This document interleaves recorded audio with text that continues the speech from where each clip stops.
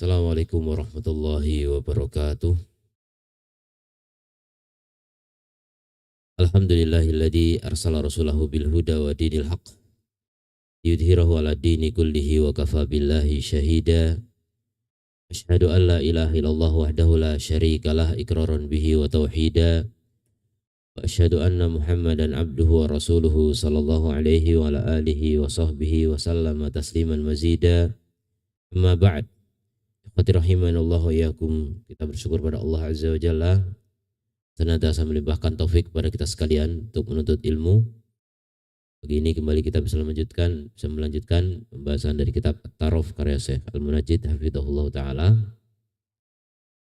Masih dalam pembahasan tentang bentuk-bentuk dari taraf, kemewahan. Sekarang poin yang ke-6 ya. Qala rahimahullah hafizahullah sadis al-jawalat wa iksisoratiha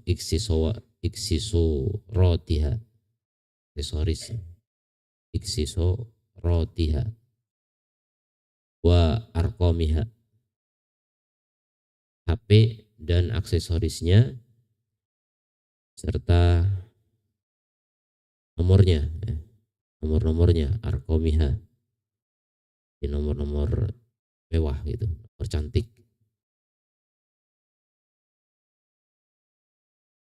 Min suwari taraf, di antara bentuk kemewahan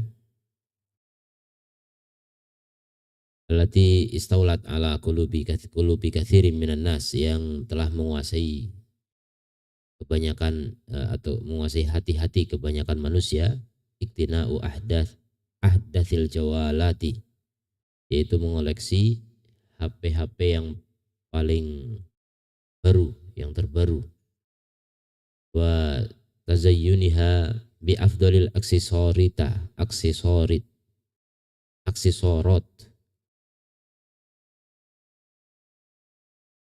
bacanya yang pas,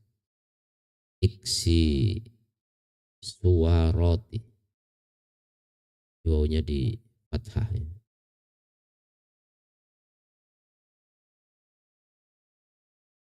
Suwarot,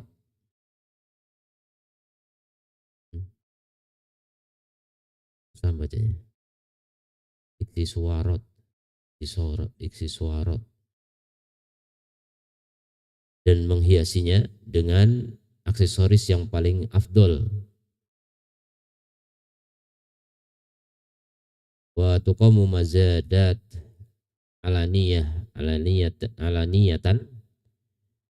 dan ditegakkan mazadat, tambahan-tambahan, alaniyatan, yang makin tinggi, yang meninggi, li arqamil jawalatil mutamayyizah, pada nomor-nomor HP-HP yang istimewa.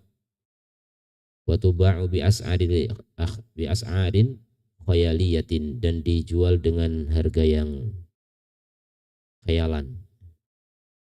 Jadi nomor-nomor cantik dijual dengan harga mahal, dibeli. Itu fenomena kemewahan yang ada di zaman sekarang ya.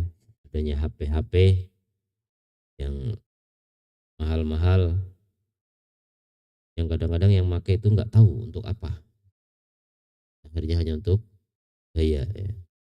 Gaya hidup, pamerin, tampakkan kepada orang lain kalau dia punya HP yang mahal.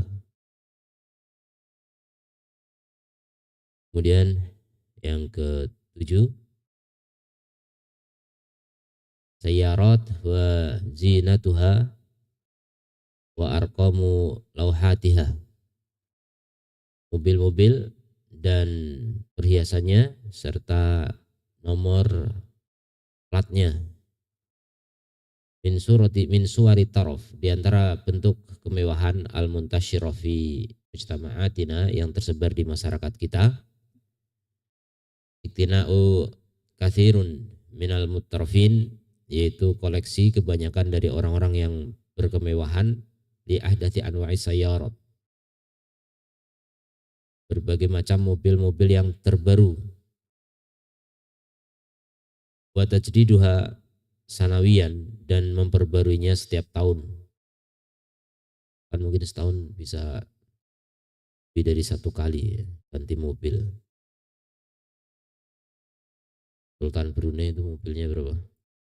1000. Sama kayaknya kapan? Wa daf'u mabalik bahidah lil husuli ala arqami lauhatin mutamayyizatin, dan membayar sejumlah uang yang mahal, yang besar, untuk menghasilkan nomor-nomor plat yang istimewa. Nomor 1 itu paling mahal ya. Faqad ukima fi ahadil mudun al-Khalijiyah, telah ditegakkan di salah satu kota di Teluk mazadan lil lauhat as-sayarat al-mutamayyizah. Jadi apa namanya? Tadi juga ada mazadat, itu maksudnya apa? Berbeli yang tawar menawar, yang apa? Saling bersaing harga, itu apa? Lelang ya, dilelang. Dan ditegakkan lelang meninggi untuk harga, untuk ini apa, plat mobilnya juga dilelang dengan harga yang khayalan, mutamayyizah. Wa tamma infakul malayin, dan sempurnalah belanjakan jutaan, ini jutaan dalam ukuran real ya, kan rupiah mah kan real, biha dal mazad fakot, dalam lelang ini saja, hanya demi nomor cantik. Ini semua orang-orang yang bingung mau ngapain, itu punya duit banyak, mau diapain duitnya itu bingung. Jadi perbedaan orang kaya dengan orang miskin, persamaannya ada, persamaannya apa? Sama-sama bingung. Perbedaannya apa? Satu bingung mau makan apa, yang satunya bingung mau makan apa juga. Yang miskin bingung mau makan apa, nggak ada yang dimakan. Yang kaya bingung mau makan apa, saking banyaknya makanan. Itulah kehidupan orang, bingung semua. Makanya yang paling nyaman tuh yang mediocre ya. Yang pertengahan, nggak kaya nggak miskin tuh enak. Itu gimana kondisi sekarang? Kaya atau miskin? Hah? Antum kaya apa miskin? Mediocre ya. Sedang. Sedang apa? Sedang nggak kaya, sedang nggak miskin. Alhamdulillah. Karena kaya itu melalaikan, miskin juga melalaikan, sama. Nabi SAW berpesan, badiru bil amali sab'an. Bersegeralah beramal sebelum tiba 7 perkara. Yang satu apa? Ghinan mudghiyan. Sebelum tiba kekayaan yang membuat melampaui batas. Nah, mumpung antum belum kaya sekarang, beramal soleh. Wa faqran munsian, dan juga sebelum tiba kefakiran yang melalaikan. Dulu ngaji, sekarang kemana? Sibuk nyari duit. Miskin melalaikan. Kaya melampaui batas. Hanya sebelum tiba itu semua antum serius beramal soleh. Ini pesan Nabi SAW. Jadi kondisi kaya yang melampaui batas ini bahaya. Kondisi miskin yang membuat kita lalai dari amal juga berbahaya. Maka hidup paling indah itu apa? Mediocre. Pertengahan. Sering jadi bahan celaan tuh kaum mediocre. Tapi sebenarnya mediocre itulah ajaran Islam ya. Khairul umuri awsatuha, kata Nabi. Sebaik-baik perkara adalah yang pertengahan. Dalam perkara apapun. Karena yang berlebihan itu ekstrim, yang kurang itu tafrid, ya, kurang, meremehkan. Meremehkan sama melampaui batas, itu dua-duanya apa? Dua-duanya salah. Dua-duanya ekstrim juga, satu ekstrim ke atas, satu ekstrim ke bawah. Maka jadilah orang yang pertengahan saja ya, sedang-sedang saja, itulah yang paling pas dalam segala urusan. Kemudian yang kedelapan, al-mubalaghah fi bina'il manazil, berlebihan dalam membangun rumah-rumah, wa ta'sithiha, dan perabot-perabotnya, perabot rumah. Perabot rumah yang paling mahal apa? Biasanya. Apa? Apa? Perabot rumah yang paling mahal apa? Itu bukan orang kaya, nggak tahu ya. Apa? Sofa? Ada yang lain?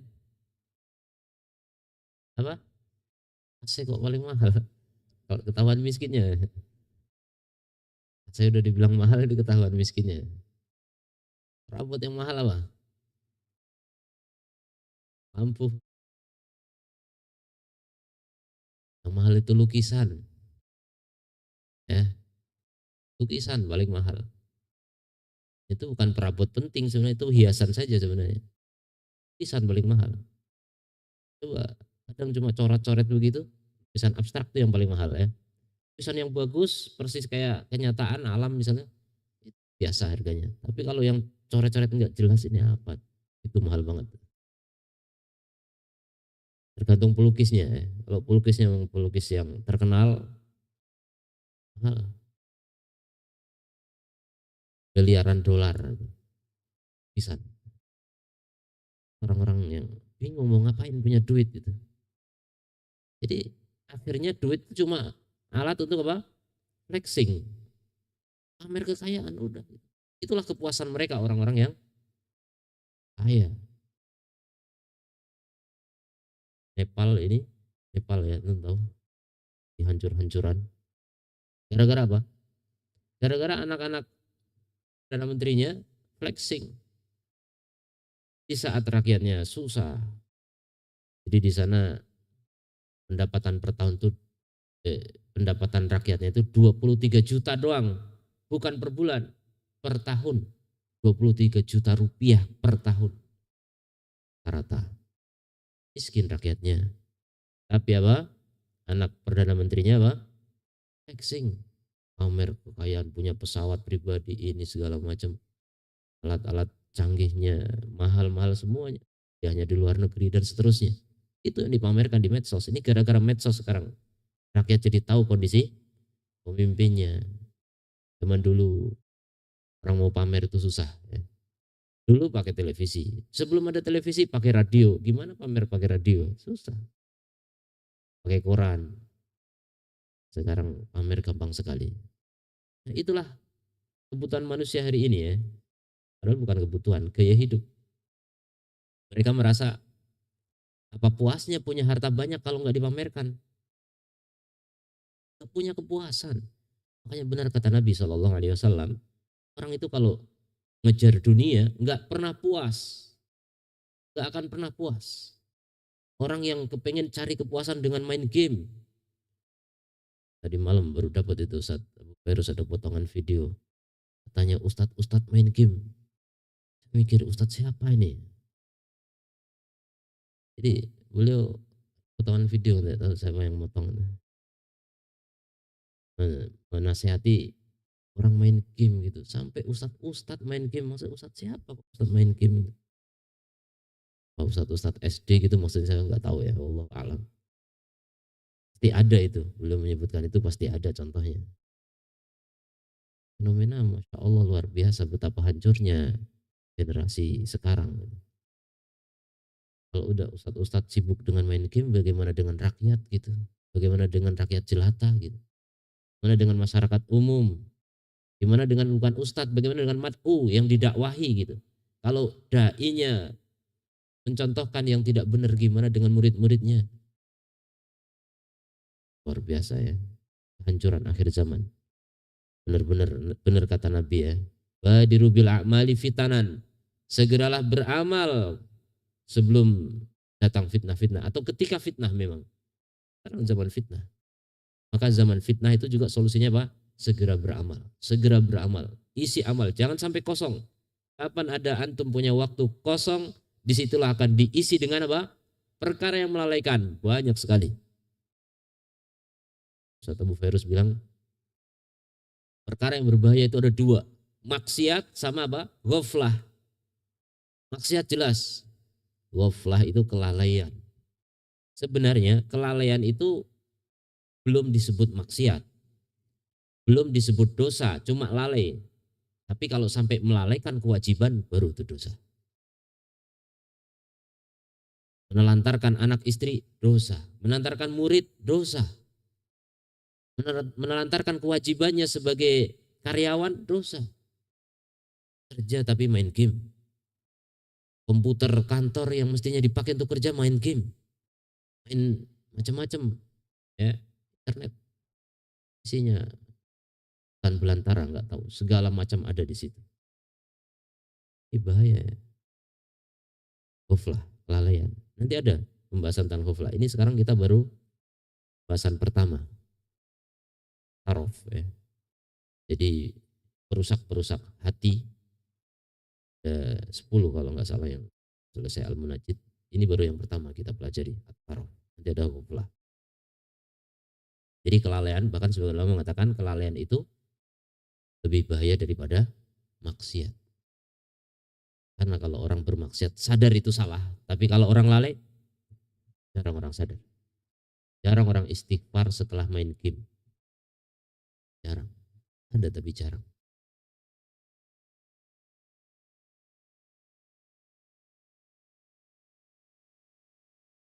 Katsirun minal usar, banyak dari keluarga-keluarga takumu bi taghyiri asasi manziliha, melakukan perubahan perabot rumahnya bisyaklin dauri, dengan cara rutin tahunan gitu, mustamir dan terus menerus. Tiap tahun ganti, tiap lebaran ganti perabot. Ya itulah kepuasannya orang kaya itu di situ, tapi nggak puas-puas juga, nggak akan selesai, dibanggakan. Bahkan mereka merasa malu, merasa aib ketika tamu datang, kan sofa yang kemarin ya, dibilang begitu. Bersaing dalam masalah hal seperti itu, hal yang nggak perlu dipersaingkan. Jadi itulah perbedaan dengan salafus soleh. Salafus soleh bersaing dalam hal apa? Dalam hal apa? Dalam hal kebaikan. Fastabiqul khairat. Maka bersainglah dalam kebaikan-kebaikan. Itu perbedaannya. Jadi kalau orang sekarang bersaing dalam dunia, kalau orang dulu salafus soleh yang soleh ya, itu bersaing dalam perkara akhirat. Jadi sangat jomplang, berubah. Perbedaan yang sangat jomplang. Abu Bakar dan Umar itu bersaing. Umar cerita, suatu ketika Rasul memerintahkan kami untuk sedekah, dan itu bertepatan saya sedang punya harta banyak.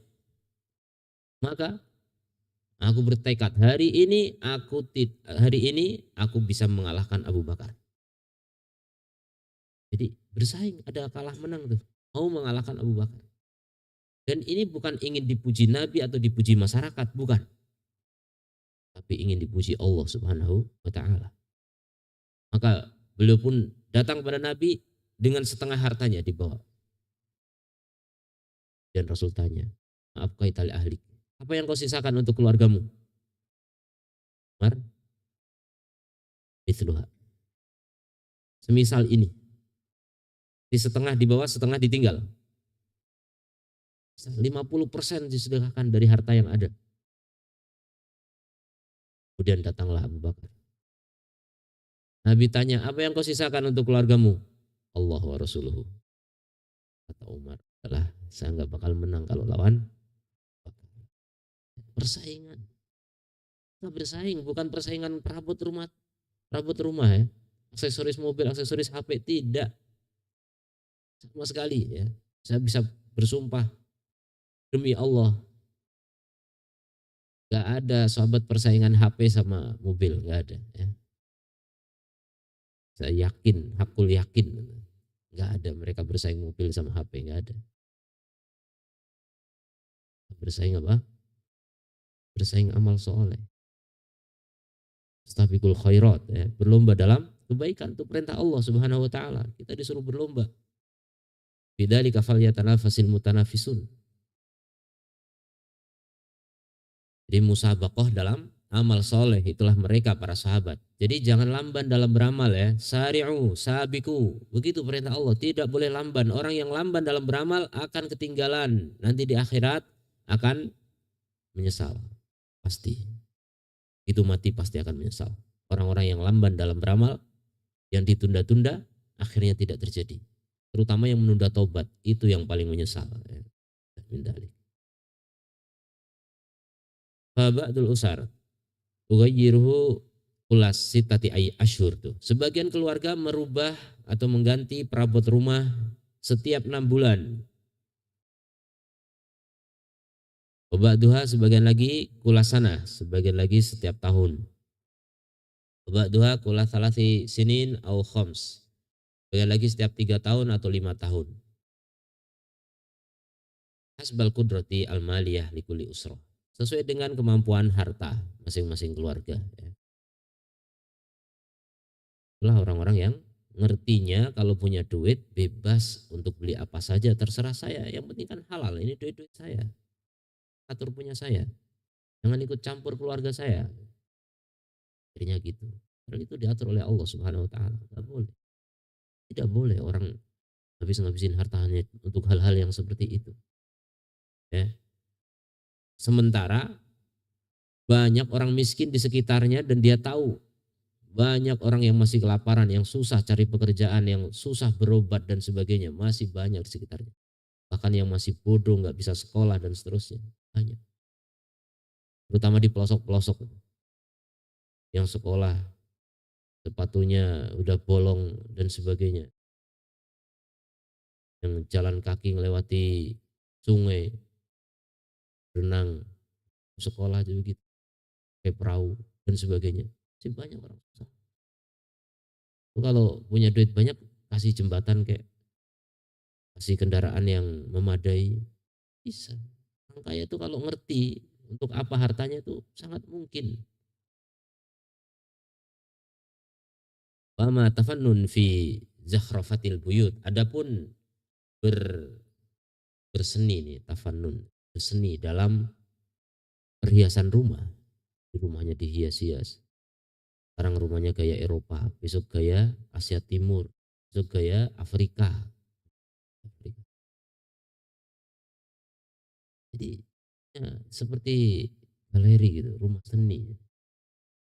Orang-orang yang nggak ngerti harta untuk apa, hanya dunia saja kepuasannya. Wa malauha bi anwa'i taraf, dan memenuhinya dengan berbagai macam kemewahan. Fahadits wala haraj, maka ceritakan, nggak usah sungkan. Maksudnya ya, kalau mau cerita tentang itu memang masya Allah, nggak usah diceritakan, ngabisin waktu. Fatajlibu anwa'az zina, maka mendatangkan berbagai macam perhiasan, wazakhrafah, dan sama ya perhiasan. Dan dakhil wal kharij, dari dalam dan dari luar. Ini bahasanya orang Arab ini ya. Dari dalam Arab, dari luar Arab. Orang Arab itu, Arab ini termasuk negeri konsumen, ya, bukan produsen. Rata-rata barang impor. Ya. Makan Indomie di sana. Bisa. Tapi pabriknya udah dibangun di sana juga. Jadi banyak barang-barang impor di sana. Dan sekarang pun begitu ya, tren. Orang itu kalau pakai barang impor tuh merasa lebih keren. Padahal kenyataannya yang diimpor cuma apa? Mereknya doang. Produsennya dari Indonesia juga. Atau Cibaduyut gitu. Keluar, balik lagi ke Indonesia, dikira barang impor. Padahal produk lokal juga. Tipu kita dengan merek. Orang kalau memberi barang hanya sekedar merek, tapi yang nggak ketipu juga karena memang dibanggakan gitu. Rasa kebanggaan. Pakai barang branded itu merasa bangga. Coba di tas misalnya. Tas kok harganya bagi saya jangankan 1 miliar gitu, 1 juta aja itu buat apa? Saya nggak punya tas, nggak sampai 100 ribu saya beli. Penting kan isinya kan, isinya juga murahan. Yang penting isinya lagi di dalamnya tuh apa gitu. Untuk apa? Kan fungsi. Kalau orang berakal, itu yang penting fungsi, bukan aksesoris, bukan kulit, bukan casing, bukan merek, bukan harga, isi dan kualitas itu ya. Kualitas isinya bukan kualitas barangnya ya. Bukan barangnya, tapi untuk apanya gitu. Fungsi. Itu yang terpenting. Banyak orang tasnya mahal, bajunya mahal, apanya lagi? HP-nya mahal, semuanya mahal, tapi badannya murahan. Hatinya murah, gratisan. Gak ada nilainya gitu. Jiwanya murahan. Banyak kan orang begitu. Gak ada harganya, otaknya kosong, hatinya melompong. Gak ada nilainya. Itulah kebanyakan orang yang sok kaya itu bodoh. Mereka gak ada isinya otaknya. Kalau orang otaknya berisi, itu cenderung aksesoris gak penting. Contoh, seniman misalnya. Ini contoh yang dalam masalah dunia ya. Seniman yang cerdas, itu biasanya aksesorisnya asal-asalan. Kaya raya padahal, tapi asal-asalan. Karena yang penting isinya, yang penting otaknya. Ini tergantung seni apa, seni sastra misalnya, atau seni berbagai macam seni. Itu karena mengandalkan kualitas dirinya, bukan kualitas barang di sekitarnya. Itu dalam masalah dunia, apalagi dalam masalah akhirat. Jadi yang terpenting itu isinya apa. Antum tuh dinilai bukan dengan barangnya. Kalau antum bangga dinilai sebagai orang yang hebat karena barangnya hebat, begitu barangnya habis, nilainya. Makanya ketika kita menghadap Allah hari kiamat dalam keadaan apa? Telanjang bulat, onjong juga, nggak pakai apa-apa. Terus apa yang dinilai? Antum datang kepada Allah menghadap semuanya telanjang, nggak punya apa-apa, pangkat jabatan udah dilepas semuanya, harta kekayaan hilang semuanya. Itulah nilai antum sesungguhnya. Ya, apanya dinilai coba? Hati dan amalnya. Selesai, nggak ada nilainya lagi. Yang kamu banggakan dulu ketika di dunia nggak ada lagi. Itulah sesungguhnya antum. Jadi jangan bangga dengan harta. Jangan bangga dengan titipan Allah, itu cuma titipan. Bahkan bukan titipan lagi sebenarnya. Rampasan. Rampasan dari rakyat aja dibanggakan. Hasil korupsi dibanggakan. Naudzubillah. Tahu malu. Usia begitu.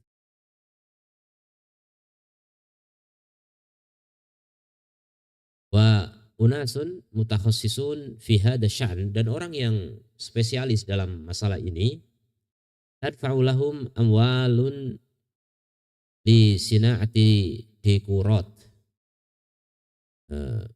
Jadi diberikan kepada mereka atau dibayarkan untuk mereka harta untuk membuat dekorasi, hiasan-hiasan rumah, aksesoris rumah, interior. Laqad asbahat dauratul miyah, dan sungguh sampai dauratul miyah. Apa itu dauratul miyah? WC ya, kamar mandi, toilet. WC-nya aja itu lebih mahal daripada rumah antum ya. WC-nya dari emas. Buat buang kotoran aja dari emas. Gak kurang apa nih orang? Mau bikin surga di dunia. Nanti kalau kita pengen bangunan emas tuh di akhirat ya, di surga ya. Makanya orang miskin tuh surganya nanti. Kalau orang kaya tuh surganya sekarang. Kayak orang yang sudah puas dengan surga yang sekarang, dapat surga di akhirat. Itulah mengerikannya orang-orang kaya. Kasihan. Sebenarnya ketika antum melihat orang kaya itu, pandangannya itu pandangan kasihan. Kasihan ya dia. Kaya. Bukan orang miskin tuh kayak gitu. Orang miskin yang paham. Orang miskin yang ngerti hakikat kehidupan. Jadi ketika melihat orang kaya justru apa? Pandangannya kasihan. Kalau ngelihat orang miskin biasa, alhamdulillah. Alhamdulillah mereka miskin sehingga tidak lalai untuk kejar surga. Itu lalai, lupa dengan akhirat.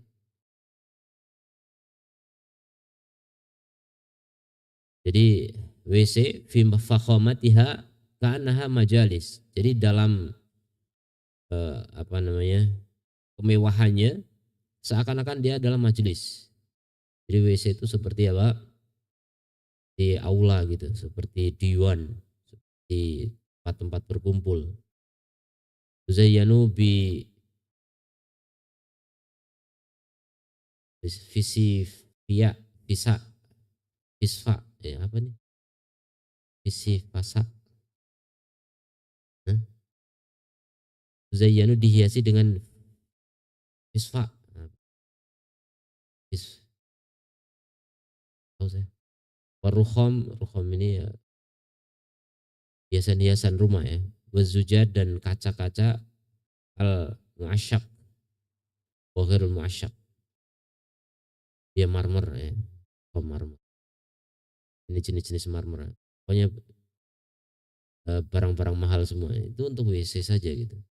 Dan kita dapati hal-hal begitu tuh di Arab banyak ya. Orang Arab tuh banggakan itu. Makanya ini sedang ngeritik orang-orang Arab. Kalau kita bangsa Indonesia yang begitu paling hanya segelintir orang. Di sana itu banyak. Nah, itu bedanya ya. Negara Arab seperti Qatar misalnya atau Emirat ya Buddha.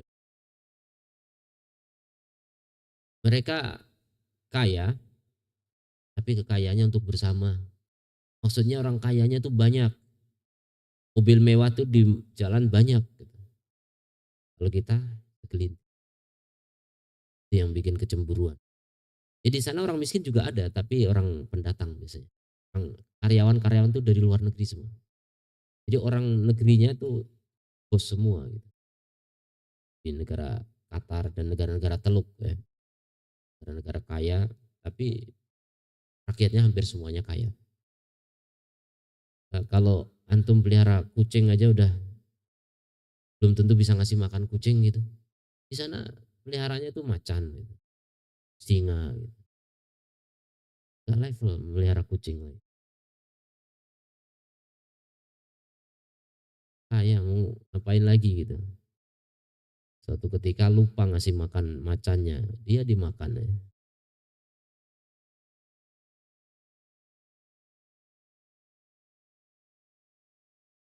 Kemudian yang ke-9, al-mubalaghah fi istikhdamil khodam. Berlebihan dalam menggunakan khodam ini. Ini khodam bukan jin ya. Jin khodam juga.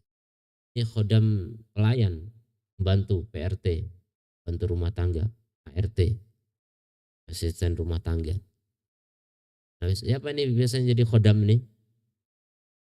TKI, TKW ya. Kasihan. Nah, kita nih bangsa-bangsa TKW ini, bangsa bangsa pelayan. Udah dulu dijajah, sekarang masih dijajah juga ya udah. Walaupun TKI TKW sudah dibilang sebagai apa pahlawan apa? Insya Allah. Padahal jadi TKW di sana, jadi TKI hanya pelayan rumah tangga. Dimanfaatkan orang kaya di Arab, di Taiwan, di Hong Kong, di udah, pulang tuh pulang kamu udah paling kaya tuh, masnya 1 kilo, rumahnya udah megah, paling megah di kampung. Padahal di sana pelayan tuh, pelayannya aja udah kaya raya di Indonesia ya, masya Allah. Kekayaan ya. Makanya orang Arab nih hancur. Di saat Arab mulai hancur, alhamdulillah Indonesia mulai membangun.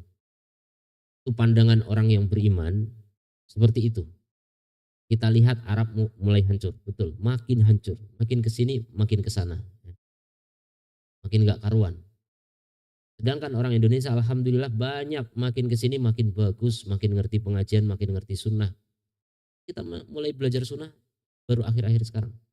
Zaman penjajahan Belanda dulu kita banyak yang belum. Waktu merdeka banyak orang nggak ngerti jilbab di Indonesia. Insya Allah banyak yang bercadar, banyak yang mulai ngerti sunnah. Tapi pandangan orang liberal, pandangan orang pecinta dunia, kaum kapitalis, itu melihatnya Indonesia mengalami kemunduran. Dicela. Tuh lihat, Arab saja mulai melek, malah Indonesia mulai ke Arab-Araban. Pandangannya materialis. Jadi dibilang sekarang Arab mulai melek. Gitu. Dulu Arab wanita dilarang nyetir mobil. Sekarang wanita boleh joget. Berkembang katanya. Maju Arab. Arab sudah mulai, peradaban mulai maju. Mencela orang-orang yang mulai melek agama sekarang.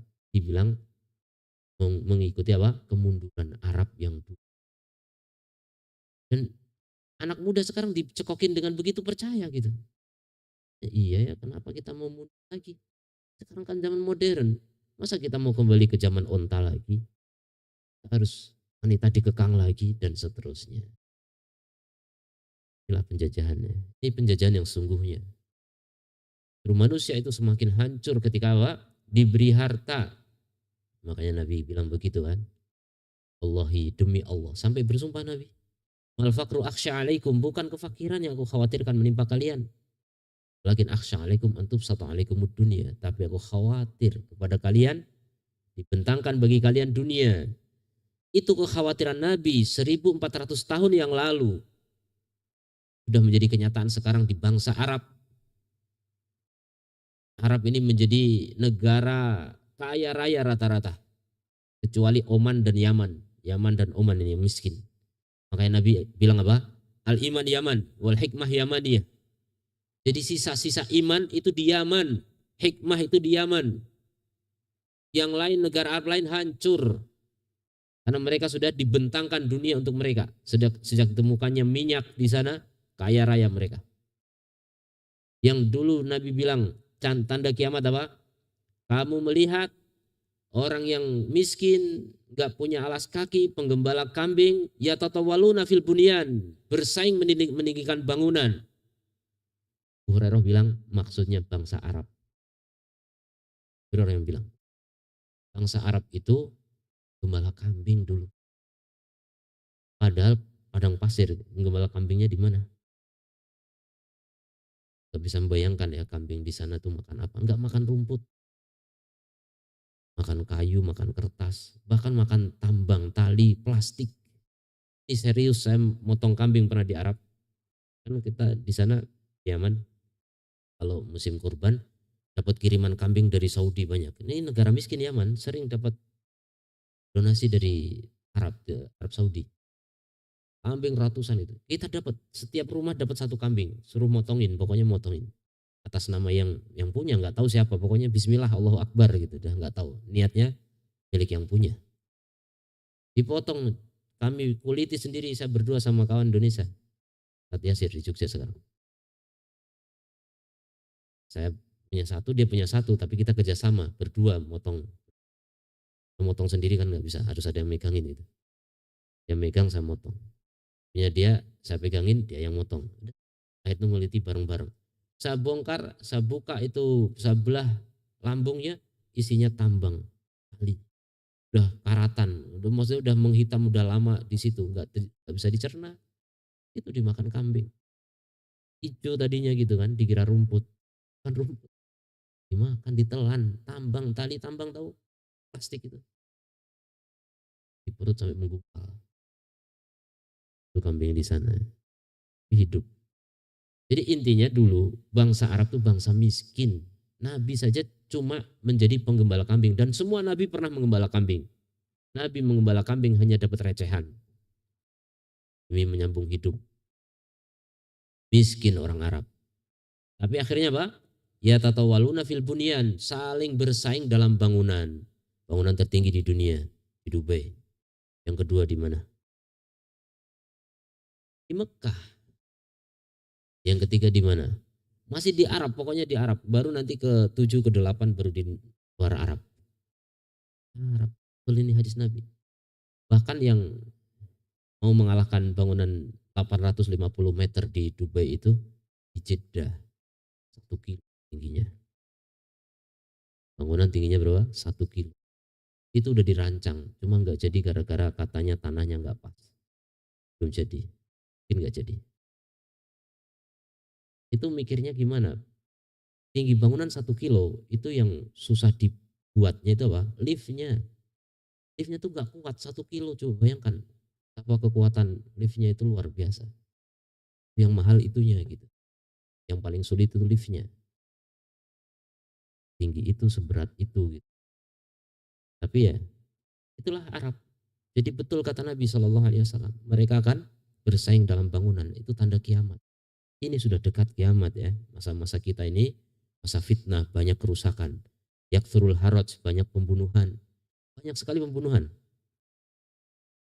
Anak kecil gara-gara ditahan HP-nya dibunuh orang tuanya. Itu ada pesantren kemarin menyita HP. Mana itu? Sulawesi. Ustadznya dikeroyok sama murid-muridnya, pukul pakai balok, mati. Gara-gara HP disita. Gampang sekali orang. Gara-gara nggak bisa main HP. Namanya di pesantren masa mau main HP terus. Kemudian, jadi ini masalah pelayan ini ya, bangsa-bangsa yang kaya ya, mereka bisa mengimpor pelayan. Dan bahkan sebagian mereka menganggap pelayan itu budak. Apa bedanya pelayan dengan budak? Bedanya diupah gitu. Kalau budak nggak diupah. Makanya banyak pelayan-pelayan TKI TKW yang kemudian nggak digaji di beberapa negara. Itu dianggap budak berarti. Bahkan bebas digauli ya. Nah, ini di negeri Islam sebagian begitu. Tapi ini seperti budak zaman dulu. Nah, kehancurannya. Lam yu'ad al-amr muktasiran. Jadi tidaklah kembali perkara sebatas ala wujudi khodimah. Atas keberadaan pelayan tu'inu rabbatal manzil yang membantu pemilik rumah ala umuriha atas urusannya. Bal asbahat hunaka khodimat mutakhassisat, bahkan sampai akhirnya ada di sana pelayan-pelayan spesialis. Khadimah litandif, ada pelayan untuk bersih-bersih. Kemudian ada yang masak. Kemudian yang ketiga lagi i'tina bil atfal, yang menjaga anak. Masing-masing ada tugasnya masing-masing. Wahunaka al-bustani, ada juga yang berusi kebun, al-mas'ul anil inayah bil asyjaril hadiqah, yang memperhatikan pohon-pohon di tamannya, wal haris, kemudian penjaga, satpam, saik, sopir, waqad yakunu likulli fardin min afrodil ailah saik. Bahkan setiap anggota keluarga punya sopir pribadi. Bapaknya punya, ibunya punya, anaknya punya, masing-masing sopir pribadi. Kayak gimana? Fi ba'dil manazil, dan di sebagian rumah yakunu adadul khadimat, jumlah pelayannya dan pekerjanya lebih banyak daripada jumlah anggota keluarganya. Itu memang begitu.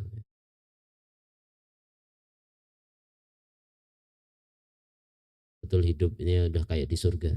Antum kalau di surga ada wildan di sana. Wildan itu apa? Anak-anak kecil yang menjadi pelayan antum. Ada pelayan. Jadi betul-betul antum jadi raja kalau udah di surga ya. Masing-masing antum itu raja. Kerajaan terkecil di sana. Berapa luas kekuasaannya? Berapa?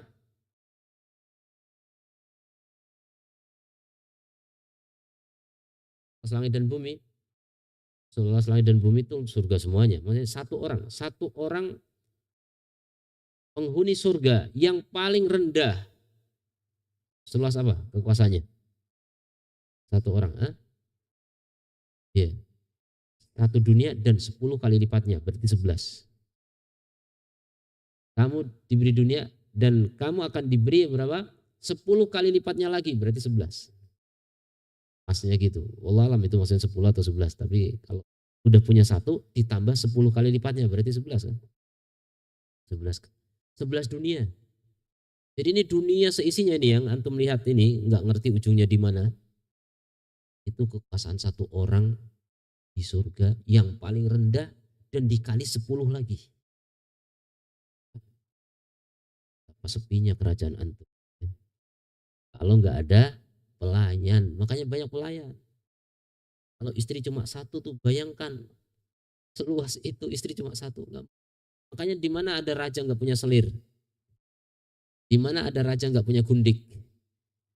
Presiden aja istrinya banyak, ya kan? Soekarno berapa istrinya? Mana-mana ya. Itu yang antum tahu, yang antum nggak tahu lebih banyak lagi ya. Makanya jangan terlalu mimpi kita menjadi raja di dunia. Nggak seberapa, besok kita pulang, bentar lagi kita mati. Setelah mati itu yang paling penting. Kita siapkan negeri yang indah di sana. Milikilah kerajaan yang paling luas di sana. Nanti bala tentara dan sebagainya. Tentara atau enggak, pelayan-pelayan. Pelayan-pelayan kita banyak. Jadi antum berzikir, setiap zikir nanti akan ditanamkan satu pohon di surga. Berarti makin banyak zikir, makin luas itu. Antum punya kekuasaan di sana. Jadi jangan terlalu mengejar dunia ya. Kita akan tinggalkan semua. Kemudian 10. Walau fil al'ab wa tarfih wa tarwih anin nafs. Berlebihan dalam main-main. Ini kalau main-main zaman dulu masih pakai fisik, masih pakai perkara yang manual, dohir. Sekarang main-main pakai HP semua. Game di HP itu habis-habisnya. Makanya guru atau ustadz tadi mungkin main game di kelas mungkin. Saya nggak tahu. Jadi waktu yang ngajar ngasih tugas ke murid dia main game. Mana ini masa depan bangsa kalau seperti itu. Jadi berlebihan dalam permainan, wa tarfih. Tarfih ini sama dengan tarof ya, kemewahan dalam banyak hal. Kemudian tarwih, tarwih itu kenyamanan, menyamankan jiwa, hiburan, ya, sarana-sarana hiburan. Fanadik, contohnya tuh, fanadik ini funduk-funduk, hotel-hotel, losmen, losmen lagi, villa, bungalow, dan lain sebagainya.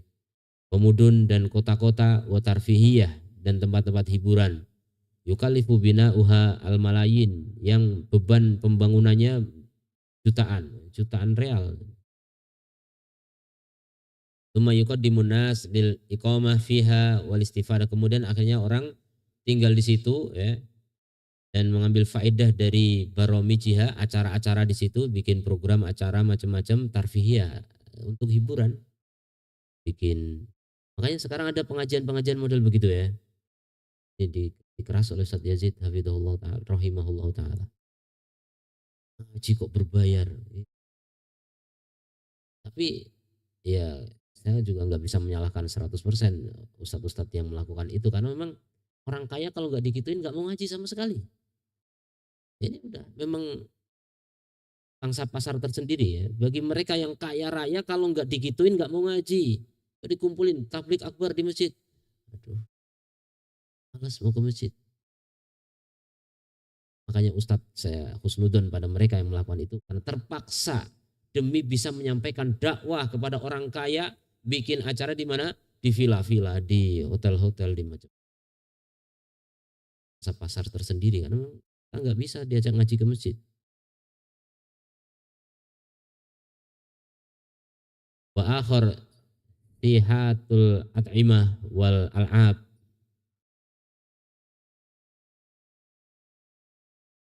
Dan yang lain lagi soihat ini makanan-makanan dan permainan-permainan yang lebihan. Walaka anta takhayyal al-mabalik al-bahithah, dan kamu silakan berkhayal harga yang mahal allati yadfa'uha, yang dibayarkan man yartadu hadil amakin, orang yang mengunjungi tempat-tempat seperti ini. Ya, tempat-tempat mahal begitu. Berapa dihabiskan hanya untuk bersenang-senang di tempat yang banyak keharumannya ya. Makanya di Arab ini mulai banyak seperti ini. Di Arab ini kota Neom udah berapa persen sinyalir tahun 2030 selesai. Kota yang semuanya ditangani oleh AI, puter yang gerakin. Jadi bisa terbang nanti di kota itu. Ada alat yang pindah kemana-mana terbang. Satu kota yang panjangnya 70 kilo atau begitu. Jadi kota itu cuma satu kotak saja, tapi kotak panjang itu kayak kereta. Jadi semua ada di situ, apapun ada. Dan sudah segala hal yang haram menjadi halal. Homer jelas, jual bebas. Wanita juga bebas, zina bebas. Ya. Itu di negeri Arab, Arab Saudi bahkan. Tempat munculnya wahyu di sana, tempat turunnya wahyu di sana, tempat Nabi berdakwah di sana. Cuma di pinggiran dekat Mesir, di Arab Saudi bagian ujung Mesir, San Suez. Itu di situ terjadi kemewahan yang luar biasa. Dan sekarang sebelum itu sudah ada tiruan Ka'bah juga di Riyadh. Dan semacam sana ya, ada di pokoknya konser-konser udah mulai bebas di sana. Dengan kekayaannya ya, Saudi pengen mengeruk keuntungan dari sektor pariwisata ya. Setelah udah khawatir minyak itu akan habis, kan minyak pasti habis. Kalau habis nggak punya sumber pemasukan, ya, hancur. Sekarang anaknya Raja Salman itu ya, gebrakan luar biasa. Saudi seluas-luasnya pariwisata bebas, bahkan untuk umroh pun sekedar mampir saja bisa. Jadi orang mau perjalanan ke Eropa mampir umroh bisa. Karena dimudahkan biar orang tua banyak yang berkunjung ke negara Saudi. Ini hancur, khawatirkan Saudi. Dan itu bagi kalangan liberalis, kalangan kapitalis, kalangan orang-orang yang pencinta dunia, itu disebut sebagai kemajuan Saudi. Kalau bagi orang yang berpandangan berdasarkan Quran dan Sunnah, itu hancuran. Wallahu alam. Akhirnya seperti apa? Yang jelas bagi kita yang terpenting bagaimana tetap mengendalikan nafsu kita, menjaga diri kita. Jangan sampai kita tergerus oleh arus yang sangat deras, yang sangat masif, perubahan zaman yang tidak terkontrol lagi. Kita nggak bisa kendalikan dunia ya. Biarlah dunia berkembang tapi hati kita tetap tenang dalam keimanan, tetap istiqomah menjalankan ajaran Nabi SAW yang semakin hari semakin berat seperti memegang bara api. Barakallahu fikum, subhanakallahumma wa bihamdika asyhadu alla ilaha illa anta astaghfiruka wa atubu ilaik. Assalamualaikum warahmatullahi